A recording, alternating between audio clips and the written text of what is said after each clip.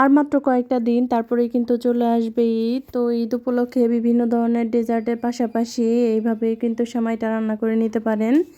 তো আমি আজকে শুকনা যে সেমাইটা বা জর্দা সেমাই যেটাই বলেন না কেন সেটাই বানিয়ে নিচ্ছি। একদম খুব সহজ উপায়, আর আমি সব সময় চেষ্টা করি যে কোনো রান্না খুব সহজ আর ঘরোয়া উপায়ে বানাতে, তাহলে আমার জন্য সুবিধা হয়, আর আমার এই রেসিপি দেখে যদি কেউ বানায় তার জন্য বিষয়টা খুব সহজ হয়। তো আমি সেমাই রান্না করার জন্য প্রথমে আমি দিয়ে দিয়েছি এখানে সয়াবিন তেল। তো আমি এখানে 2 টেবিল চামচ সয়াবিন তেল দিছি, আর সাথে দিয়ে দিয়েছি ঘি। ঘি আর তেল আমি দুইটার সংমিশ্রণে বানাবো। আপনারা চাইলে হচ্ছে শুধু তেল দিয়েও বা শুধু ঘি দিয়েও বানাতে পারেন। তো আমার কাছে দুইটা দিয়ে বানালেই ভাজতে সুবিধা মনে হয়, এই জন্য আমি দুইটাই দিয়ে দিয়েছি। দিয়ে আমি এখানে একটা প্যাকেটের পুরোটা সেমাই দিয়ে দিয়েছি। এখানে বারমিচিলি সেমাইটা আমি দিয়ে দিয়েছি।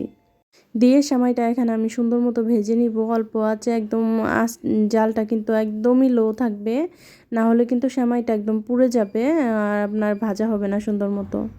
তো লো আঁচে আমি একদম সুন্দর মতো সময় নিয়ে এটাকে ভেজে নিয়েছি। ভেজে নিয়ে তারপরে এখানে দিয়ে দিলাম আমি কুচি করে রাখা বাদাম কুচি দিয়ে আমি আরও কিছু সময় ভেজে নিব। ভেজে নিয়ে তারপরে এখানে আমি দিয়ে দিব হচ্ছে চিনি। তো আমি এখানে 1.5 কাপ পরিমাণ চিনি দিয়েছি, আর সাথে দিয়ে দিয়েছি হচ্ছে 1.5 কাপ পরিমাণ পানি। তো চিনি থেকে যে পানিটা উঠবে আর হচ্ছে আমি যে পানিটা দিয়েছি, দুইটা পানি মিলে এখানে 1 প্যাকেট সেমাই আমার সুন্দর মতো সিদ্ধ হয়ে যাবে।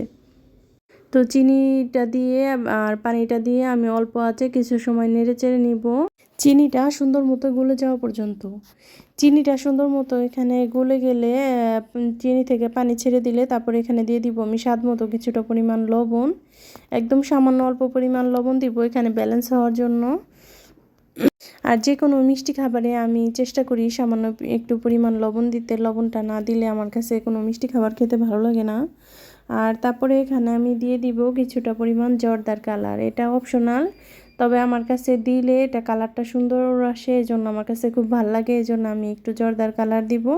আর দিয়ে দিব বেশ কিছুটা পরিমাণ কিশমিশ দিয়ে তারপরে এখানে আমি ঢেকে ঢেকে রান্নাটা কমপ্লিট করে নিব। আর রান্না শেষ হওয়ার পরে তারপরে আমি এখানে কাঁটা চামচ দিয়ে সুন্দর মতো হচ্ছে ছাড়িয়ে নিব।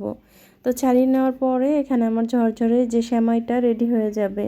তো এভাবে বাসায় অবশ্যই ট্রাই করবেন, আর এই সেমাইটা কার কার পছন্দ কমেন্টে জানাবেন।